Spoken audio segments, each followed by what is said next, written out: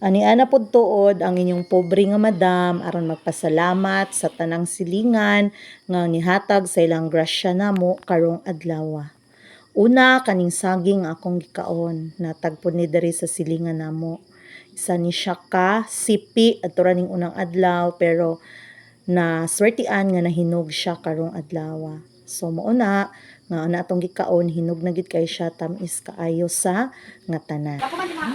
Kalamin sa budbud. No? Ako tuod ni balong kagain ng udto. Para tanan na sa akong snacks pagka morning pero wala na ako nakaon. So, karon na nato kaunon. Tuod naglain na po ng kalbaryo sa panahon. Ulan diri sa lugar sa inyong pobreng madam.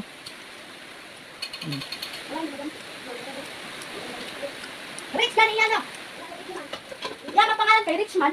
Oh, syempre. Nato kamukbangers. Yeah, nakaros. Og same sa gihapon nga mong sudan natuko. Anyways, nagluto pud tuod ta diri o ginamos nga pusit nga hilatag yapon sa atong silingan. Salamat gid kay mga silingan sa kanunay ninyo nga kabuutan ug sa permi nga pag-share sa inyong grasya sa among pamilya. Pohon kami na pod ang mobalos sa inyo o kami na pod ang naay grasya. Ug dinhi na lang pod ta kutob. Susunod na pod, see you.